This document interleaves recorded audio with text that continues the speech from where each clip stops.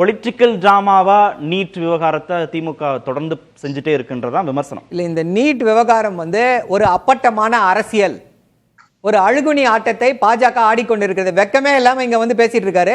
திமுக நீட்டை விலக்கவில்லை. இல்ல, அந்த தனி மனித தாக்குதல் இல்ல, இது பாஜக மீதான தாக்குதல். பாஜகவுடைய தலைவர்கள் வெட்கமே இல்லாமல் நீட் குறித்து பேசிக் கொண்டிருக்கிறார்கள். ஐயா, நம்முடைய அவங்க வேணும்ன்றதுல உறுதியா வேணும்ன்றதுல அவங்க தமிழ்நாட்டுக்கு எது வேணும் அவங்க ஒரே நிமிஷம் இல்ல, ரெண்டு பேரும் ஆடியோவும் டெலிகாஸ்ட் பண்ண முடியாது சார். டெக்னிக்கலா சார், புரட்சி கவிதாசன் சார், ரெண்டு பேரோட ஆடியோவையும் ஒரே நேரத்துல டெலிகாஸ்ட் பண்ண முடியாது. தொழில்நுட்ப ரீதியா வசதி இல்ல. அவர் பேசி முடிக்கட்டும். நீங்க ஸ்டுடியோல இல்ல, கைப்ளே இல்ல. கண்ணியமா பேசுங்க. நானே சொல்லிட்டேன். என்னங்க கண்ணியம் வேண்டி கிடக்கு? நானே சொல்லிட்டேன் சார். அவர் இருக்கிறார்கள் இங்க மாணவர்கள் தூக்க மாட்டி செத்து போயிட்டு இருக்காங்க. கண்ணியம் வேண்டுமா உங்களுக்கு? இல்ல சார், தமிழ்நாட்டு மாணவர்கள் வாழ்க்கையில விளையாடிட்டு திமுக புரட்சி கவிதாசன் சார் முதல்ல பேசிட்டு அடுத்த முறை யாருக்குமே வாய்ப்பு கொடுக்காம குறுக்கிட்டா இரண்டாவது முறை உங்களுக்கு வாய்ப்பே தர முடியாது. நான் மீண்டும் மீண்டும் கோரிக்கை வைக்கிறேன். அவர் பேசட்டும். மாற்று கருத்து இருந்தா நீங்க குறிச்சு வச்சுக்கோங்க. அடுத்த சுற்றுல வருங்க. எல்லோருக்கும் நேரம் பகிர்ந்து தானே கொடுக்கப்படுது. நீங்க அங்க இருந்து குறுக்கிட்டே இருந்தீங்கன்னா அவர் பேச முடியாது. என்ன பேசுறாருன்னே கேட்காது. சண்டையா தான் முடியும் விவாதம். கொஞ்சம் ஒரு 5 நிமிஷம் அமைதியா இருங்க. நான் இடைவேளைக்கு போறேன். அதுக்கப்புறம் நீங்க அடுத்த சுற்றுல பேசலாம். இல்ல, இப்போ தமிழ்நாடு நீட் வேண்டாம் அப்படின்னு சொல்லி வாக்களித்திருக்கிறது. ஐயா, இங்க 234 எம்எல்ஏக்கள் இருக்காங்க. அதுல 4 பேர் தான் நீட் வேணும்ன்றாங்க. அதுவும் அதிமுக தேவால உள்ள வந்தவங்க. அதிமுகவும் திமுகவும் இங்க இருக்கக்கூடிய அரசியல் கட்சிகள் எல்லாம் என்ன சொல்லி 2021 வாக்கு கேட்டோம்? நீட்டை ஒழிப்போம்னு சொல்லி வாக்கு கேட்டோம். அதான் அந்த ரெஸ்பான்சிபிலிட்டி நீங்க எடுத்துக்கிட்டீங்கன்னு கேக்குறேன். வரேன் இருங்க. நம்முடைய சட்டசபையில தீர்மானத்தை ஏற்றுகிறோம். நம்முடைய சட்டசபை என்னது? சட்டசபை is representing the will of the people of Tamil Nadu. அப்போ தமிழ்நாட்டு மக்களுடைய எண்ணங்களை குப்பை தொட்டியில் தூக்கி போடுவோம்னு சொல்லி ஆணவத்தோடு செயல்பட்டு கொண்டிருக்கிறது பாஜக. ஐயா, நம்ம இருக்கிறது ஒரு ஃபெடரல் செட்டப். நீ சொல்றது இங்க நான் வைப்பது தான் சட்டம். அந்த சட்டத்தை மீறி வேற எதுவும் பண்ண முடியாதுன்னு சொல்ல முடியாது. ஏன்னா நம்முடைய ஐயா சொன்னது போல இது கன்கரண்ட் லிஸ்ட்ல இருக்கு. கன்கரண்ட் லிஸ்ட்ல இருக்கு அப்படின்னா ஒன்றிய அரசுக்கும் அதிகாரம் இருக்கிறது, மாநில அரசுக்கும் அதிகாரம் இருக்கிறது. ஆர்டிகல் 254 இருக்கு. ஆர்டிகல் 254 என்ன சொல்லுது? மாநில அரசுடைய சட்டம் ஒன்றிய அரசுடைய சட்டத்திற்கு எதிராக இருக்கும் என்றால் பிரசிடென்ட் கிட்ட அசென்ட் வாங்கிக்கலாம். எதுக்காக அந்த சட்டத்தை வச்சிருக்காங்க? இப்படி பிரச்சனை வரும். ஒரு மாநிலம் ஒன்றிய அரசு கன்கரண்ட் லிஸ்ட்ல இருக்கக்கூடிய சப்ஜெக்ட்ல மாநில அரசு சட்டம் இயற்றும். அந்த சட்டம் சரியா வராது. ரெண்டு பேருக்கும் டிஃபரன்ஸ் ஆஃப் ஒபினியன் இருக்கத்தான் செய்யும். அதற்கு இப்படி ஒரு வழிமுறையை வைத்திருக்கிறார்கள். அப்போ பிரசிடென்ட் அசென்ட் கொடுக்கணும். பிரசிடென்ட் அவர் சொந்த அசென்ட் கொடுக்க முடியுமா? முடியாது. It has to go to the cabinet. கேபினட்டோட டிசிஷன் தான் பிரசிடென்ட் சொல்ல முடியும். அப்ப யார் இதுக்கு பின்னால இருக்கா? பாஜக. பாஜக தமிழ்நாட்டு மக்களை, தமிழ்நாட்டுடைய மாணவர்களை இப்படி கொலை செய்து கொண்டிருக்கிறது.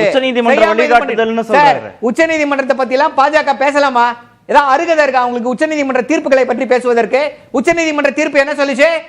Election commissioners, chief justice of India இருக்கணும்னு சொல்லிச்சு, லீடர் ஆஃப் அப்போசிஷன் இருக்கணும்னு சொல்லிச்சு. உடனே அந்த உச்சநீதிமன்ற தீர்ப்பையே மறுக்கும் விதமாக சட்டத்தை போடலையா? ஐயா, உச்சநீதிமன்றம் சொல்லிச்சு bring Kaveri water management board. ஆனா கர்நாடகாவிற்கு ஆதரவாக என்ன பண்ணாங்க? பல்லில்லாத ஆணையத்தை அமைத்தது யாரு? உச்சநீதிமன்றம். அட்டர்னி ஜெனரல் ஓகேன்னு சொல்லிட்டு போய் அடுத்த நாள் மாத்தி பேசினாரு. உச்சநீதி தீர்ப்பா அதை இவங்க மதிக்கிறாங்களா? இன்றைக்கு சொல்கிறேன், நீட் இன்னைக்கு இருக்குன்னா அதற்கு உச்சநீதிமன்ற தீர்ப்பு காரணம் அல்ல, இவங்க கொண்டு வந்த சட்டம். சசிரேகா ஒரு கேள்வி கேட்டாங்க இல்லையா? நேஷனல் மெடிக்கல் கவுன்சில் ஆக்ட்ல செக்ஷன் 14 கொண்டு வந்தாங்க. அமெண்ட்மென்ட் 2019ல பாஜக கொண்டு வருகிறது. அந்த சட்டத்தின் அடிப்படையில் அந்த சட்டத்தை எதிர்த்து வாக்களித்தது திமுக.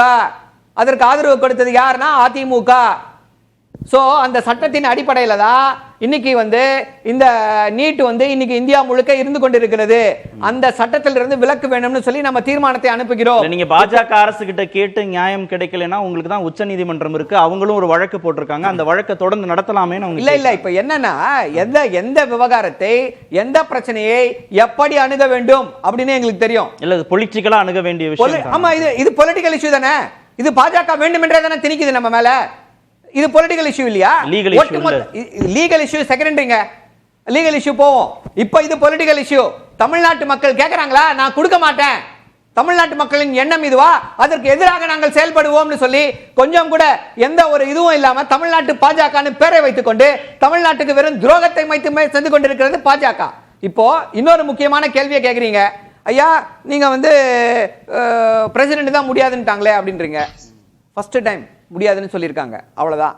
ஃபர்ஸ்ட் டைம் முடியாதுன்னு சொல்லிட்டாங்கன்னா 6 மாதத்திற்குள்ளாக அந்த தீர்மானத்தை இயற்றி மீண்டும் பிரசிடென்ட்க்கு அனுப்பணும். இரண்டாவது முறையாக அனுப்பினால் வேற வழி கிடையாது பிரசிடென்ட்க்கு. she has to, the president has to. So இங்க அதிமுக மேல என்ன விமர்சனம் வருகிறது? இப்போ ஃபர்ஸ்ட் அதே மாதிரி ஒரு தீர்மானத்தை எழுதி அனுப்பிச்சாங்க பிரசிடென்ட்க்கு. ஆனா சட்டமன்றத்தில் பொய் சொன்னார்கள், பயந்து போய், பாஜகவிற்கு பயந்து போய் அப்படியா திருப்பி வரவே இல்லை. நாங்க சார் சொல்றேன் கேளுங்க, என்ன நடந்து சீக்வென்ஸ் ஆஃப் ஈவென்ட்ஸ் வாங்க. பாராளுமன்ற சட்டமன்றத்தில் நடக்குது, திருப்பி அனுப்பலன்றாங்க. உடனே கொஞ்ச நாள்ல வந்து அஃபிடவிட் ஃபைல் பண்றாங்க, தாக்கல் செய்யப்படுகிறது. அங்க ஒன்றிய அரசு வந்து இதுல வந்து ஃபைல் பண்ணது we have returned the bill அப்படின்னு சொல்லி சொல்றாங்க. அதுக்கு வந்து இவங்க வந்து சப்பை கட்டு வித்ஹெல்டுனா எங்களுக்கு ரிட்டர்ன்னு தெரியாது. ஒரு சட்ட வல்லுநர் கூடவா இல்ல இத சொல்றதுக்கு? இப்படிப்பட்ட கேடுகட்ட முறையில தான் ஆட்சியை நடத்தி கொண்டிருந்தார்கள். இதுதான் அதிமுகவுடைய லட்சணம். அதனால தான் அவங்க உங்க கூட தான நிக்கறாங்க. நீங்க சட்டமன்றத்துல தீர்மானம் நிறைவேற்றினா உங்க கூட தான நிக்கறாங்க. இன்னைக்கு இரண்டாவது முறை அனுப்பலாம்னு இருக்குல்ல, அப்ப அந்த இரண்டாவது முறையை அனுப்ப முடியாத வாய்ப்பை தடுத்துட்டாங்கல. 6 மாசம் கழிச்சு சொல்றாங்க. அவங்களுக்கு கிளவரா என்ன பண்ணுது ஒன்றிய அரசு? எப்ப அஃபிடவிட் ஃபைல் பண்ணுது? திருப்பி அனுப்பிய 6 மாதங்கள் கழித்து அஃபிடவிட் ஃபைல் பண்ணுது. 6 மாதம் வரைக்கும் தமிழ்நாட்டு மக்களை வஞ்சித்தது அதிமுக. பாஜகவோட கூட்டணி சேர்ந்து யாரும் ஜெயில போயிடக்கூடாதுன்றது.